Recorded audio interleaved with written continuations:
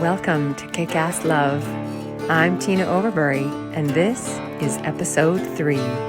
We're doing something different here. We're writing a book, his book, live, right here on this podcast. And the book we're writing, it's about what it really takes to come back from hell and build a life that doesn't just work, it means something.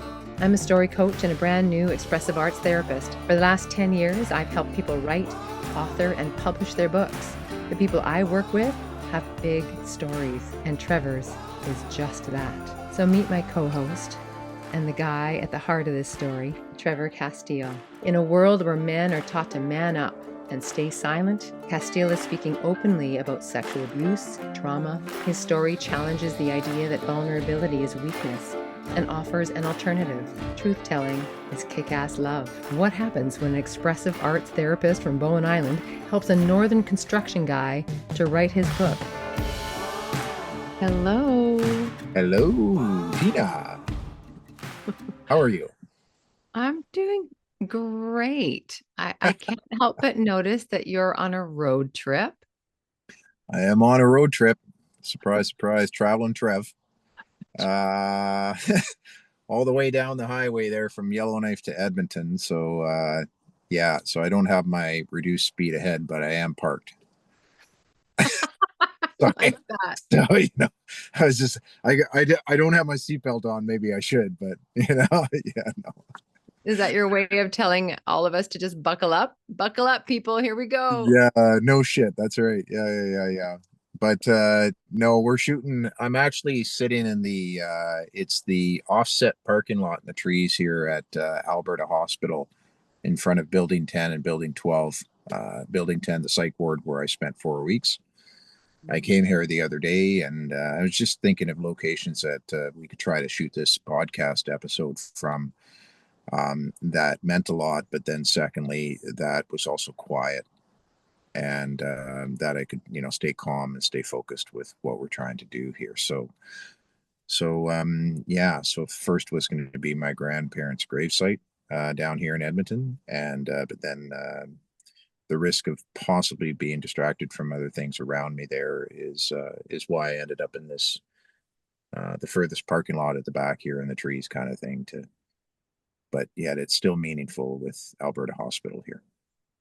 It's good and to be I back. know, yeah, well, I know that in another episode you'll introduce us in a deeper way to the Alberta Hospital and what that means to you. Yeah.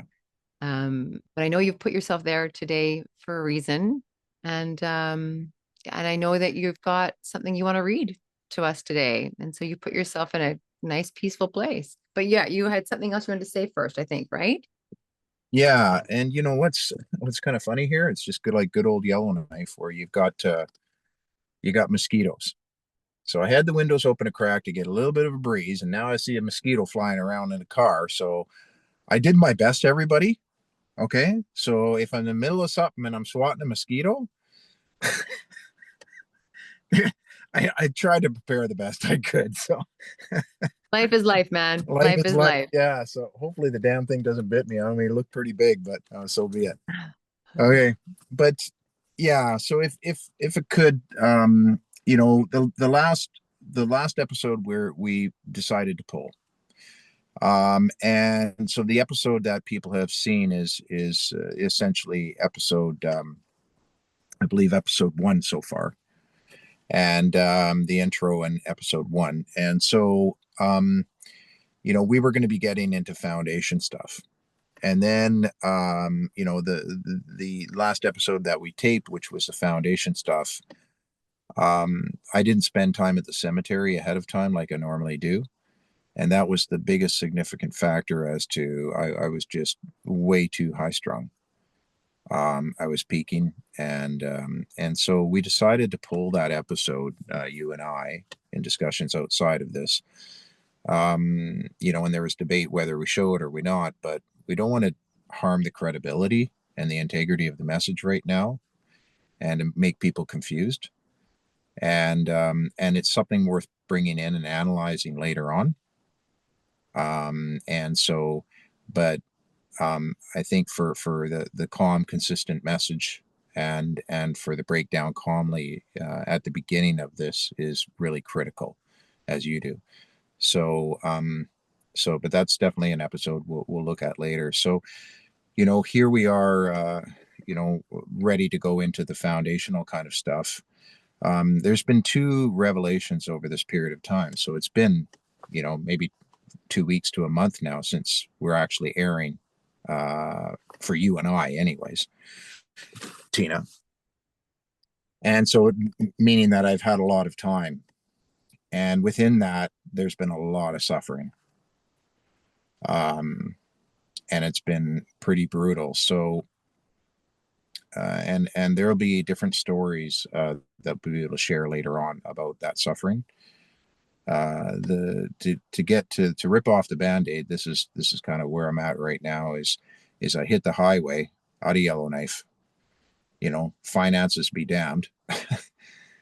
Even though I'm still in my personal bankruptcy and all of it, but when my suffering was peaking for different factors externally, outside, stimuli and events that have happened outside of me as well as inside of me, I needed to change my environment and to be healthy, or to be healthier. So I was just getting to the suffering tank was starting to overflow. And so then I just needed to hit the highway, and there's some places down here and people that I can spend some time with, but that I'm just able to be me and just by myself, take my time by myself and be quiet.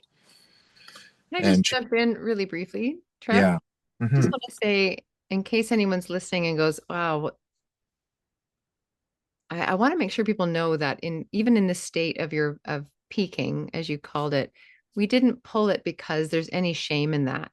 We didn't pull it because that moment in your day is too much for the world.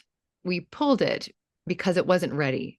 And there's a piece of, certainly in the work that we do together, in the work that in the space that I hold, is there's knowing there's a right time to be public with our journey, and there are times to take a step back until we're ready to share that. I say that for you, but I also say that for any listener who might carry some shame or worry about a state that they're in their healing journey. And I want to be really clear that where you are is where you are, and you are welcome, and you are loved, and you are treasured in whatever state that you're in. And the invitation is to ask yourself, what's the right fit for me right now in how I want to be with the world in this state? And we want to take care of you. We want you to know the content shared on the Kick-Ass Love podcast is based on Trev's personal lived experience. These are his reflections on healing, accountability, and transformation. He is not a licensed psychologist or therapist, and I am finishing up my diploma as an expressive arts therapist. I am the space holder for these conversations. The information and opinions expressed are not intended to diagnose, treat, or offer medical or psychological advice, and this podcast is not a substitute for professional support. If you are experiencing mental health challenges or require clinical care, please seek help from a qualified healthcare provider or licensed therapist in your area. Call 811 for a helpline responder, and if things are particularly dark in this moment, call 988 from anywhere in Canada to reach the Suicide Crisis Helpline. Your journey is valid, and you don't have to do it alone.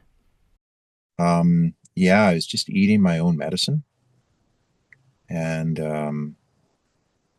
I've talked about already in the previous episodes about that the soul is at the top, like the CEO, the president, that the heart is the general manager underneath the soul. And for me, this is my org chart to try to use business tools to assist me and simplify and have some structure and efficiency with it. And then the heart, the general manager, is basically pointing me in the right direction. So hence, I was listening to my heart and saying, Trevor, gotta change something here, buddy, because it's not going good right now. So I ate my own medicine by following my heart, my intuition, my spidey sense, my little red flags, whatever you want to call them, inside, and I listened to the damn thing. And it's really serving me well over this last 20 months, um, even though it's been very difficult.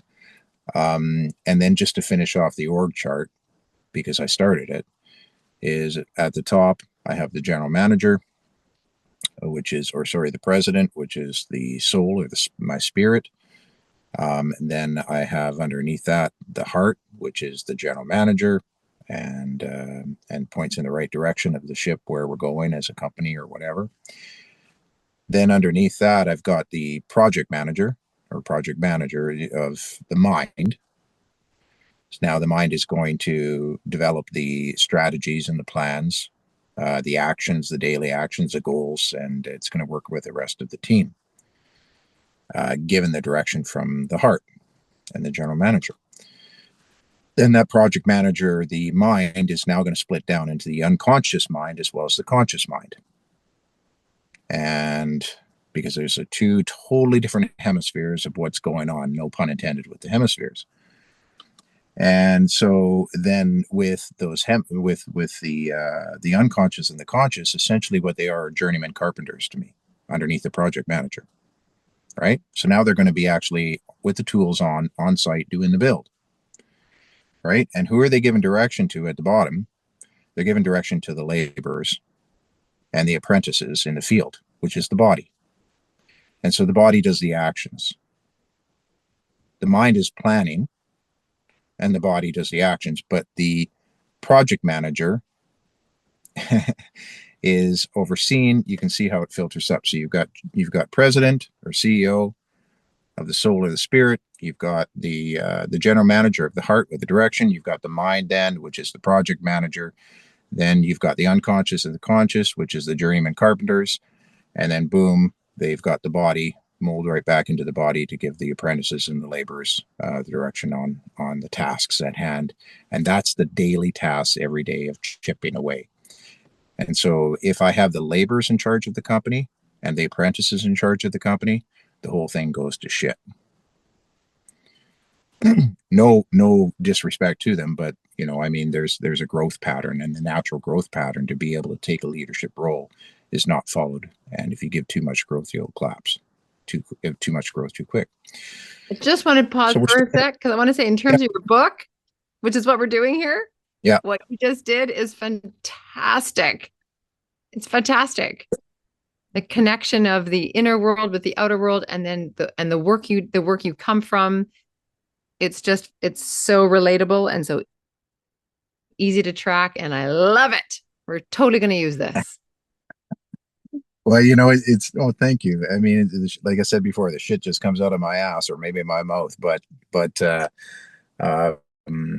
it's an effort to simplify it and also to use whatever I've learned from my failures and my mistakes. They're not a negative thing. They're actually something to draw upon for wealth.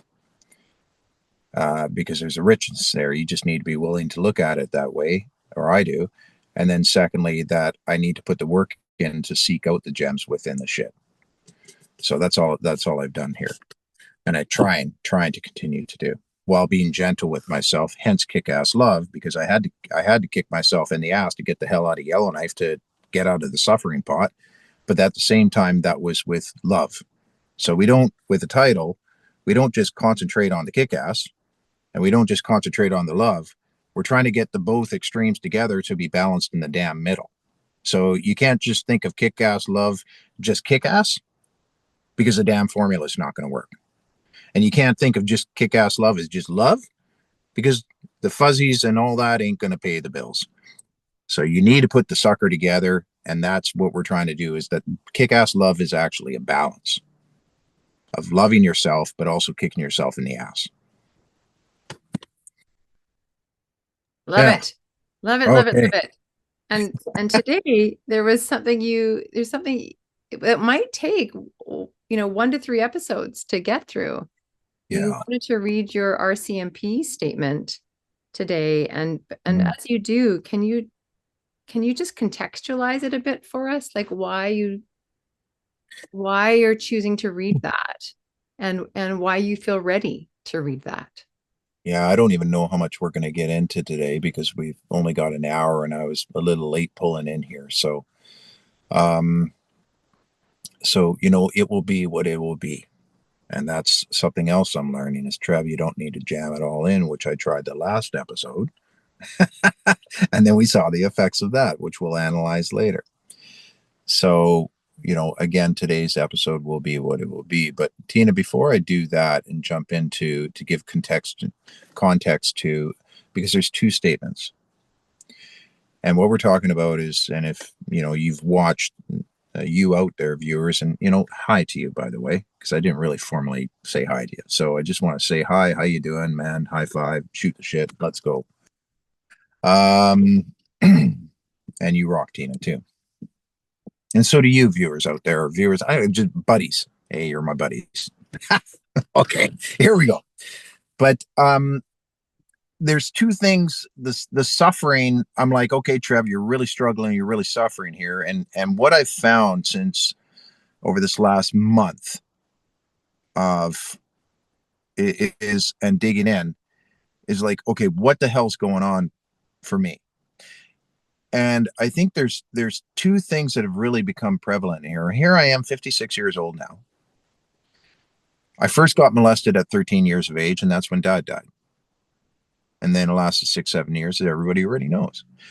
But what I'm trying to say is, 42, 43, 44 years, whatever the hell it is, and we don't need to worry about the math right now, is that for this long, I've been so blind in so many different ways that I didn't even know. And this is where the unconscious world is so much larger than the conscious, yet we hardly concentrate on the unconscious or bring it in as a significant factor to things, because it's a huge factor and it's factual. If you actually spend the time to break it down, you have the patience. And so there's two significant things that have really struck me over this time. And one of the main things I learned is that I was not, my identity was thrown into a blender. It was shattered. It was just like, I have no identity. I don't know who the hell I am.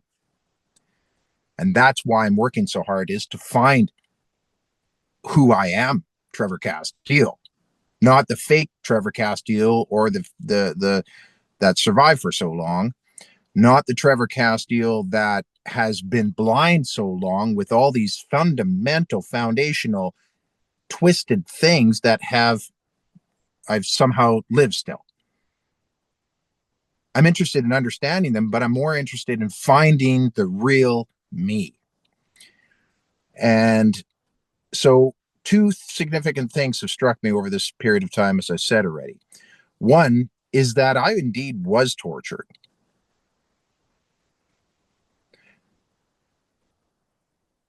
And part of being unworthy, part of having your identity eaten, is that that's an offset, that's collateral damage of me being tortured for so long, because I was his little pawn and he was the king on the chessboard. He was the puppeteer and I was on the string, and he just pulled the string, and then I would be there and he could eat, and then once he had enough, he would just leave until he was hungry again. So the torture action is then filtered down to me, just, again, self-esteem, self-worth, all of it, right? Just everything being degraded. I'm just not worthy as a human being. So now, however I've survived, and there's some things with that, the defensive mechanisms, and especially the unconscious ones, just take over. And you're either going to die or drug addicted, get on the streets or whatever, or you're going to be very hardened and a selfish prick, or then you're going to do the opposite and be super compassionate at the expense of yourself and burn yourself out. And maybe there's a couple of others out there, but that's what I see as basically those three right now, being very quick. So number one is that I was tortured, and it's actually the acknowledgement. We all know acknowledgement is big in this. So there's acknowledgement, and there's another A. I can't think of the word right now. But the torture is just to have that go, you know what? Holy shit, I was tortured. Is a relief in itself to have something identified and something you can hang on to. The other aspect of what I'm talking about is if I've got my org chart now with my soul and the spirit at the top, and it's the president CEO, and I've said it in previous episodes, my soul was tortured. Well, if my soul was tortured and my soul is the president and CEO of me, then no shit, everything underneath, my heart, my mind, my conscious, my unconscious, and my body are all gone to shit. All the actions, everything about it, my health, all of it is going to shit because the soul, the fundamental root of me, was tortured. So the efficient thing for me is to heal, concentrate on healing the soul, use my heart, my intuition, the compass, to follow where my soul needs to go to heal. It's kind of like a little back and forth between those two, with the others just doing the actions for where that's going at the top between the general manager and the president having meetings on a high level. And so I need to concentrate on my soul healing. And if I'm concentrating on my soul healing, the body and the mind will take care of themselves. So that's where what I've identified. And so then my soul being tortured is like, holy shit, now that's a whole nother Pandora's box. So where it comes with these two statements are the fundamental statements. These were like, when I charged him in 1996, when I was on Yellowknife City Council from 94 to 97, because this damn guy would still come to city council meetings because he's a big Department of Health guy. So he would come into city council committee meetings, and then I'm sitting there and I have to listen to the shit again. And he's such a manipulator and such a narcissist that, and believe me, I know both of those where I can spot those mothers out so easy now. I mean, we got a lot of that shit in this world today, narcissism and manipulation bullshit. And so I would have to sit there and take it again, even though I hadn't been in contact with him for years. And that made me so angry inside, but I still had to sit in those city council chambers as an alderman for the city of Yellowknife. Now it's councillor, but as an alderman for the city of Yellowknife, because I was representing the people, I needed to conduct myself professionally. I needed to keep this shit in again. And I was so angry from that. So that's just one instance. So again, getting to your question about context with the RCMP statement and so on for yourselves, the viewers, and yourself, Tina, is when I charged him, and there's a number of reasons we can get into why I charged him. One reason, one significant factor, the only conscious one I think I had at the time, because we talked about a couple unconscious ones with the whole Graham James, WHL, and then my son being born in 1996, were unconscious factors in charging him. But the only conscious factor for charging him in 1996 that I can think of right now, well, maybe there's another one, but I'll just leave it alone for now, is that I had heard through the grapevine that he had bought tickets to go to Africa. And I believe him and his wife they were selling their home, and they were going to be going over to a third world country to be able to do some mission work. And then I thought, and I remember saying to myself out loud somewhere when I heard this and nobody was around, but I was like, fuck that. This guy's going down. And so I didn't know what the hell I was doing. I was scared as shit. Here I was going to be charging him now. And remember, this is a church that we still had that congregation. I mean, we hadn't attended it for years now, 14 years or something. And he's still going there. And, leadership roles all over the community. And so I'm going to be disrupting everything by charging him. So 1996 and we can get into the big stories, how that all led up and what happened around that and why I did charge him in the first place and all of that, because there's a lot around that. But 1996 of November, I have the RCMP statement here.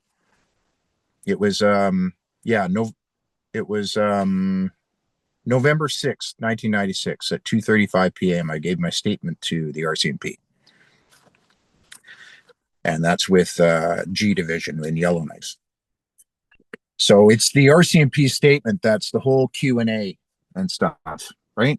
And then I've got it all. You should see, I took all the stickies off I've had on there for the last 2 years.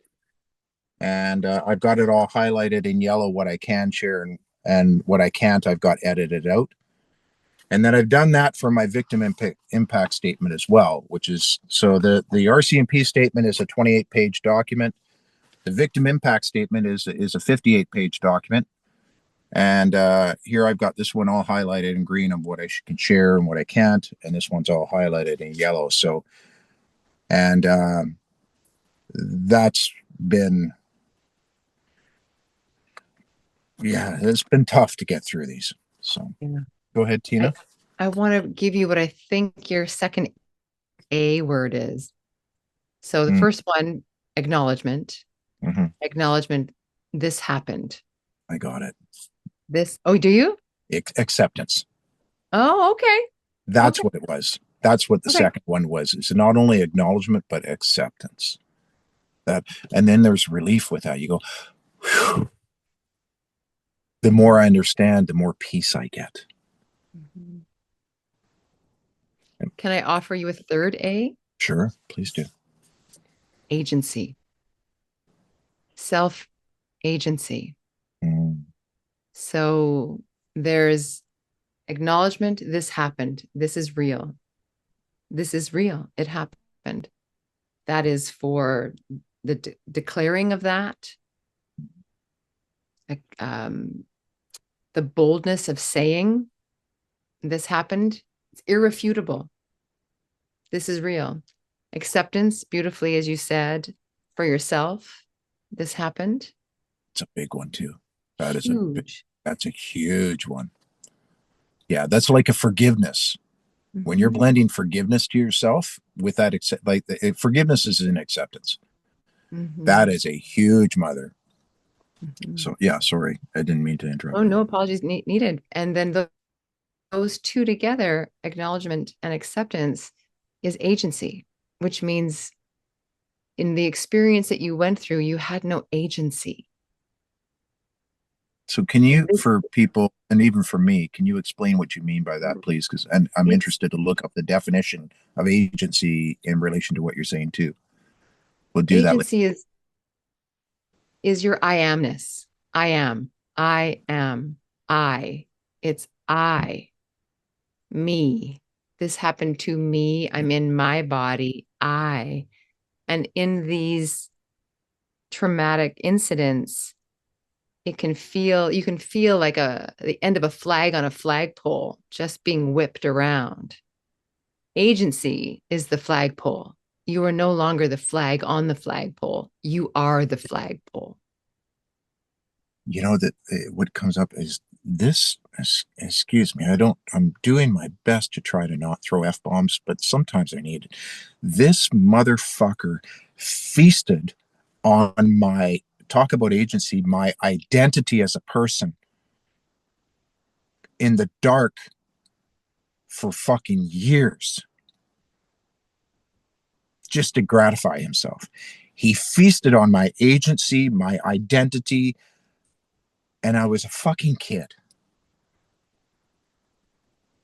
He ate me.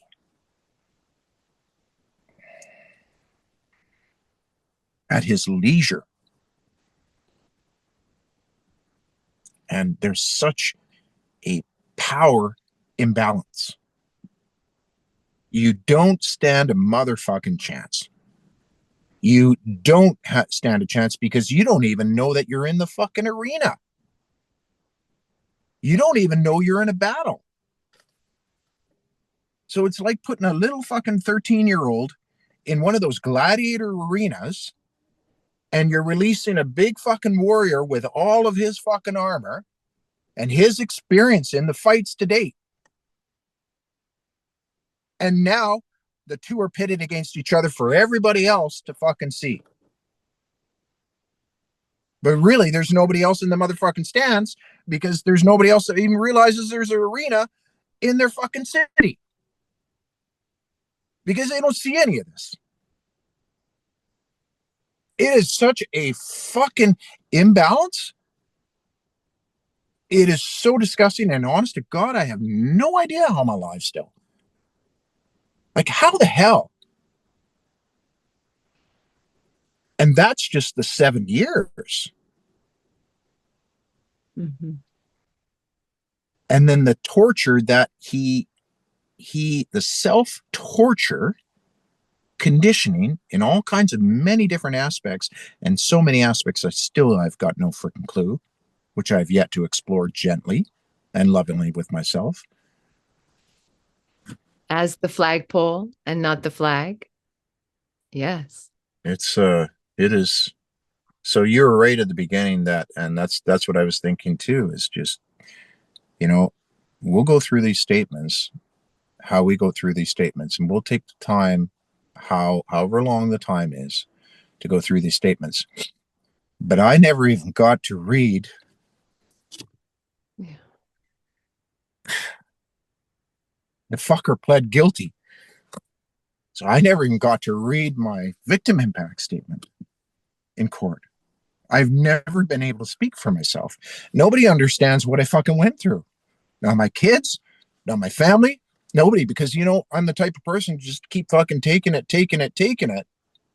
Nobody understands the level of torture that I went through. Nobody's seen these statements. And I didn't even get to read it, and it's not anybody's fault. Shit happens. It was long. But that speaks, being able to say something to a person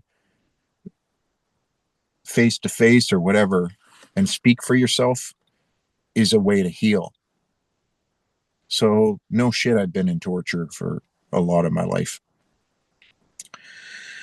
So those are the two significant things, Tina, is that I now understand, and it's okay for me to say, which I didn't make, so unconsciously never thought I was tortured. So why consciously would I think I was tortured? I just had sexual abuse, big fucking deal. So to know that I was now tortured, and I can say it out loud because I was tortured, and that my soul, my spirit, my being was tortured, put in a fucking blender, and he would just drink the smoothie whenever he wanted to. Let's go back to your statement, because I want you to have I really heard you say, no one's heard this. You didn't get a chance to say this. And so no, I didn't. We don't want to rush you. And this isn't about him. This is about you. This is an opportunity to say these things. And I want to suggest that we do this in increments because it's a lot for your system. And let's take 15 minutes so that we've got a nice 5-minute breather when you're to close. Mm-hmm. And then we'll come back again and we'll read a little bit more on another day. How does that sound? Yeah, it sounds good. And the only reason I say it that way with that tone is part of it is the kick-ass love. So yes, that's the love part that you just gave me. But the other part of the kick-ass is, I mean, if I'm too loving and too gentle with myself and I have the meter way over here in love and not enough kick-ass, I want to get shit done to find out who I am. I want to find out who I am after I read the statement, because there's going to be a level of peace that I've never felt before.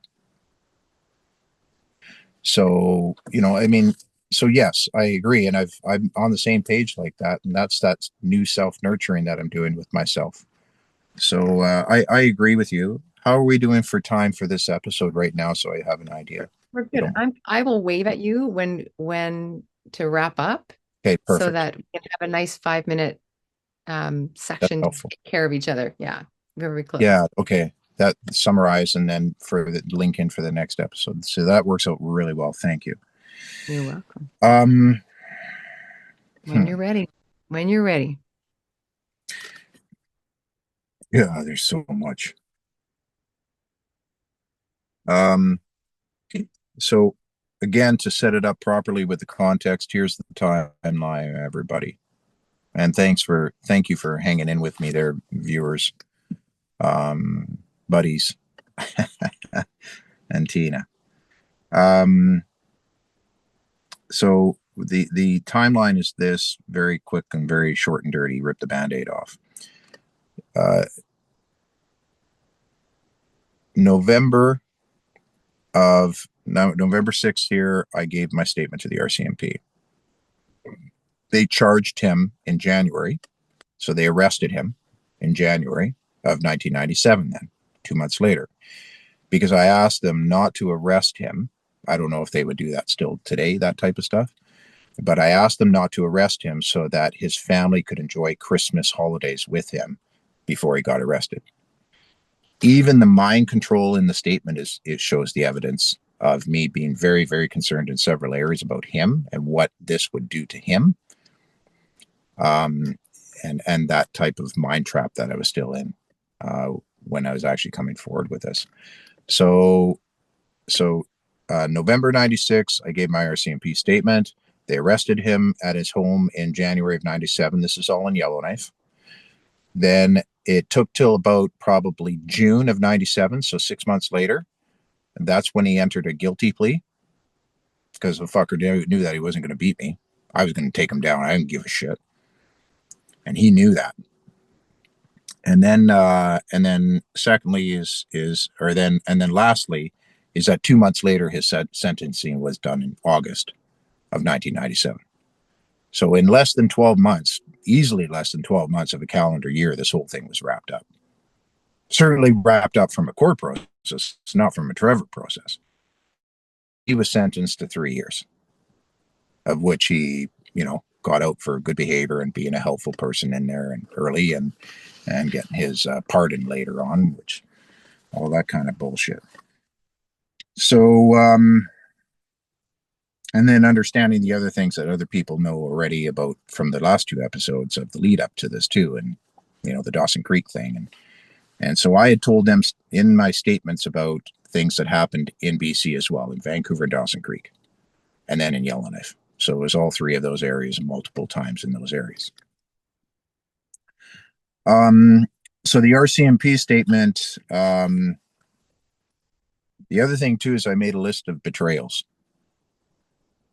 And I actually wrote while I was down here in Edmonton, there's some we need to jump into make a topic of this Edmonton trip that I just did, because there are many significant things that I've done on this Edmonton trip. So I want to share those with people as well.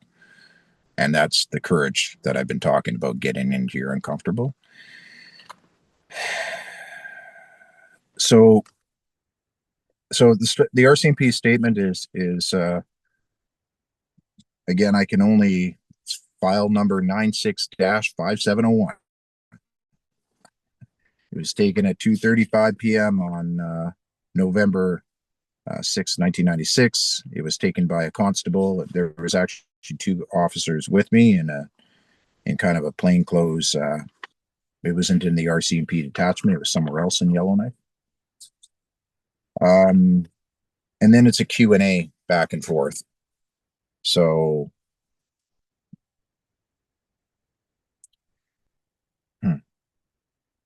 so, and then with the Q&A, it's they have to record the every little or or anything, right, when they're transcribing it for the courts, because he set up a tape and then he was taping the conversation. Now, this is another factor, and this is one of the betrayals, because I told a few people knew about this.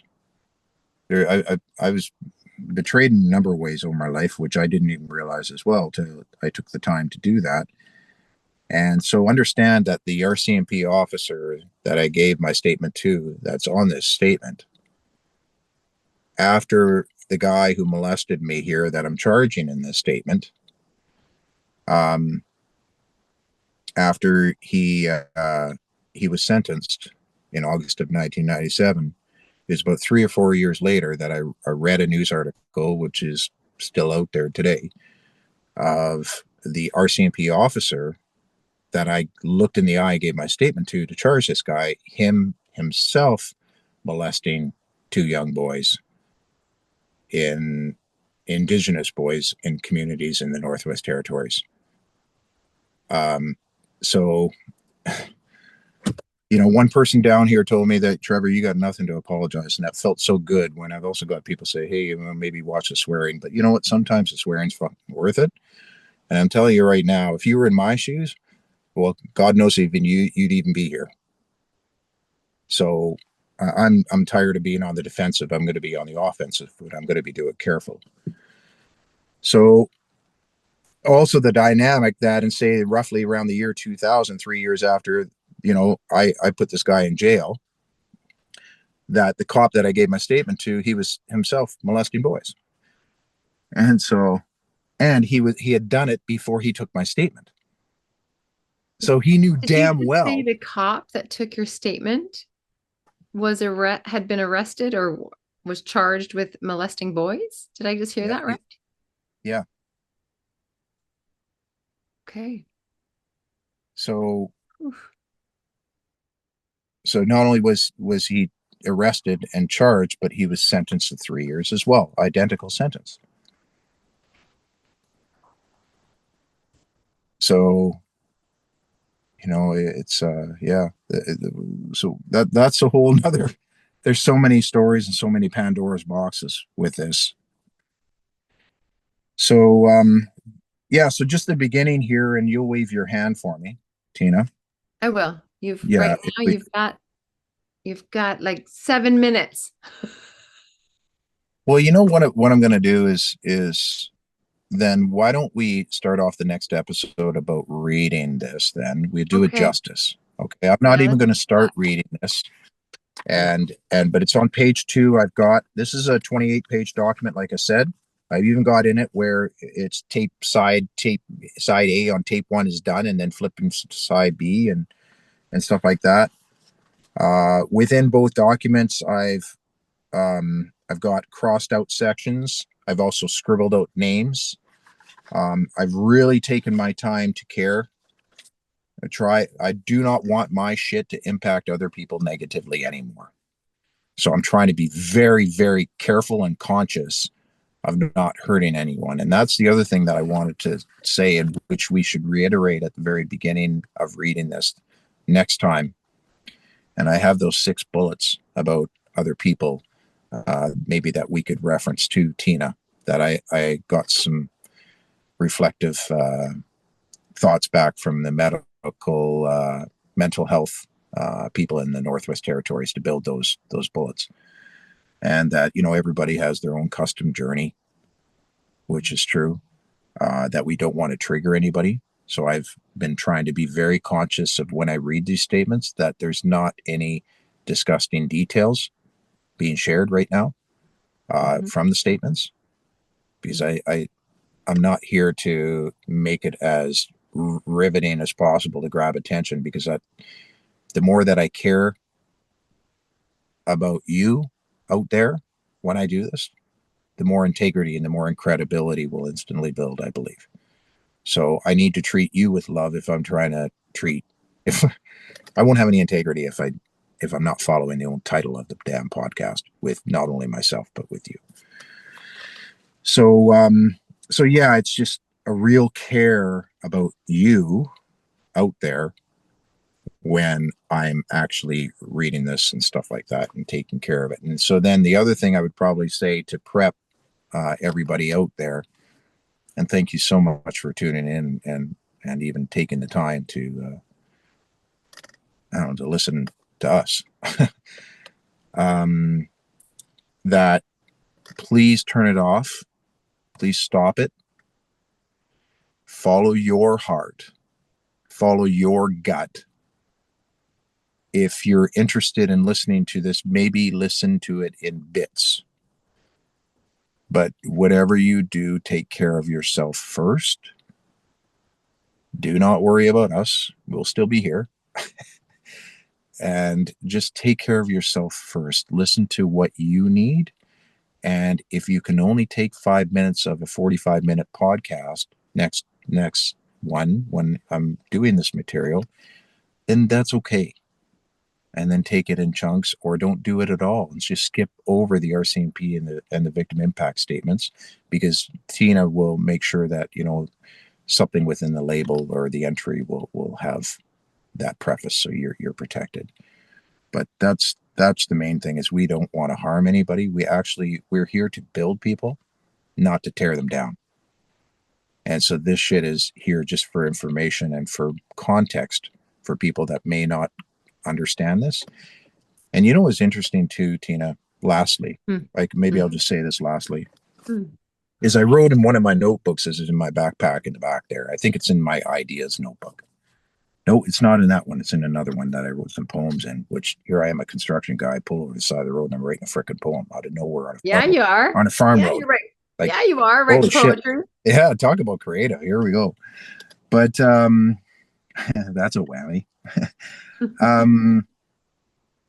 Yeah, what I wrote down, and I put it in all caps on the front page of the notebook too, because there was empty space there and I loved it. And I picked that front right for that reason, is my purpose now is to bring the human back to humanity.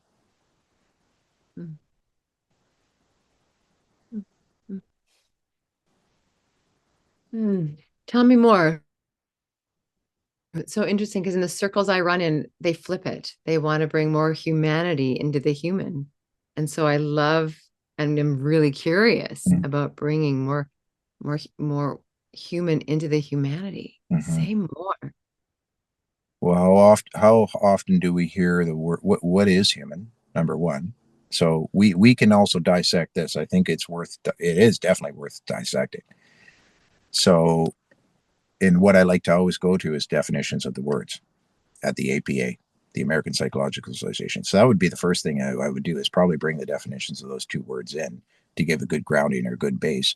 And that's from, worldwide recognized association for a resource for the whole world. So what is human? To be human. And what is humanity? And I don't want to be loose with words. I want to think before I say, because I've done enough verbal vomit in my life. It's bullshit, and it's hurt people, and it's hurt me. So I need to slow it the hell down and really think. So putting the human, my purpose is to put humanity is, I think there's so much that we don't understand. At least I don't, given my story right now, and the unconscious world. So if there's that so much that it's bringing, it's okay to talk about love. It's okay to it's human frickin' contact. We're social beings by definition, or by science, or whatever you want to call it. We're social. The mechanics of us are to be social, not social media. It's a great tool. Don't get me wrong. I mean, look what we're doing right now. We're doing a podcast from my freaking car in that parking lot. Okay. So I love it for pulling up definitions, but it's a freaking tool. It's not my best friend. Yeah. It's not another human being.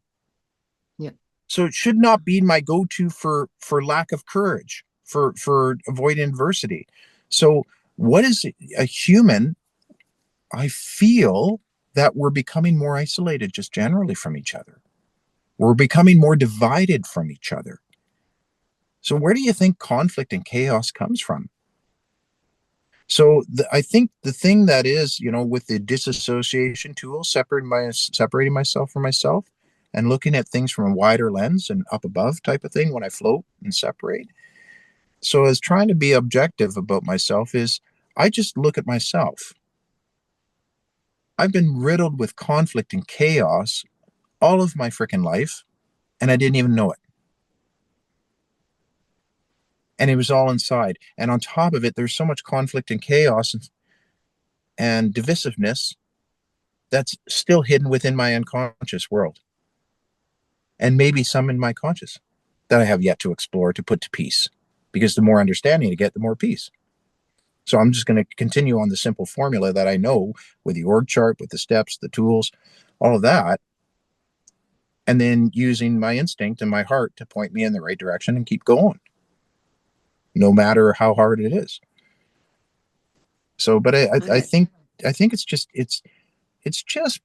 being kind. What you look at the humanity definition, I can tell you right now in the APA definition, it has the word kind in there. I know that. And how kind are we? All you have to do is look at traffic these days. People are being dinks. People are being dinks now. They're changing lanes without even putting their signal on. They're just because why? Because we're being conditioned to be isolated. And we don't even know it. Well, you know what? And I'm not trying to start to preach about other people and society right now. I'm just talking from experience in myself. You should see the traffic inside me. You should see how many times have I changed lanes inside me and not put my signal light on, and then all of a sudden, wham! I got conflict. I got accidents all over inside me. That is great. So, we need to wrap up. We need to wrap up. So, Trev, if you could close us out with like 1 or 2 words of what this has meant to you today. What comes up? What has this meant to you? I'll do the same thing. What has this meant to you? You know, can we do it this way? Yeah. How do you want to do it? I would love to hear from you first. Oh, yeah. I am leaving with the importance of being, I want to say heard, but it's actually like validation and validation is the flagpole. It's the flagpole. Yeah. It's the flagpole. That's so I'm going to say the flagpole, but that's the context. Yeah. That's what I'm leaving with. And you, thank you. Yeah. Yeah.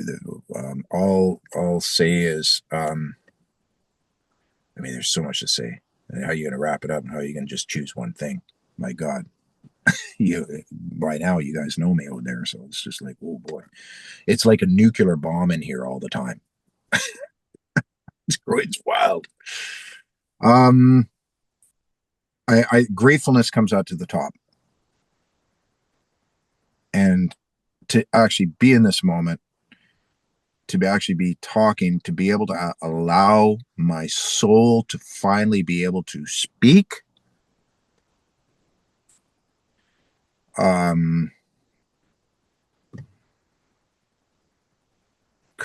There's no words.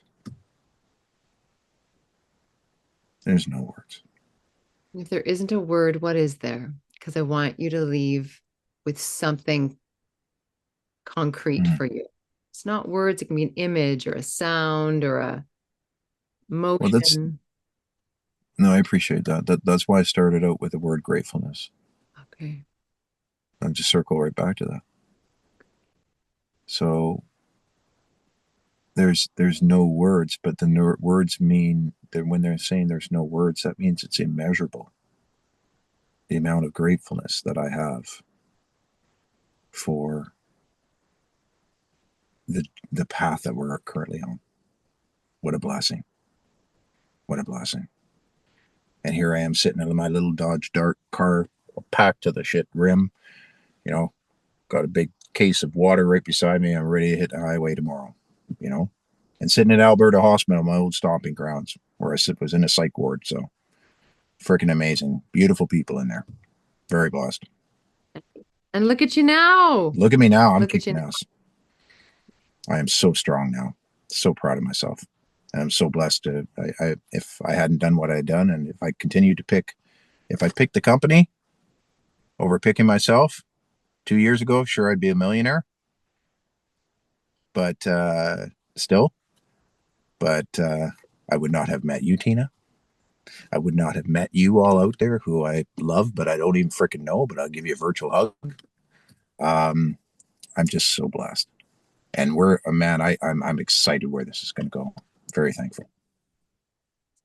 Awesome. Well, till next time, and we'll start next time with the statement.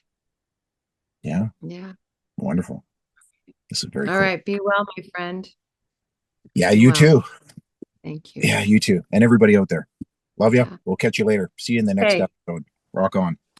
Wait a minute. What's the line? Keep kicking ass? Keep kicking ass. Yeah. Kick ass love, baby. Let's go. Okay, everyone, take good care. Okay, bye. Bye. Sign off. Today, we discovered the 3 A's of a healing journey: acknowledgement, acceptance, and agency. And it happened organically within our conversation, which is part of the process that Trev and I are in right now, writing his book live, here, with you. We introduced the idea of Trevor's org chart for the soul to help make sense of the inner work it takes to move forward. And this, well, it's not just a podcast. It's a build site. It's a blueprint. It's a fire pit where we tell the truth and we don't look away. And it's a living example of what it looks like to move forward using the scars of trauma as tools for healing. In our next episode, we're stepping into a powerful moment. Trevor will begin reading his 1996 RCMP statement out loud for the first time, something he never got to do in court. And this isn't about Trev reliving his past. It's about having an opportunity to reclaim his voice by saying what he's wanted to have heard for years. We're going to take it slow, we're going to take care of ourselves, and we're going to kick some ass with love. See you next time.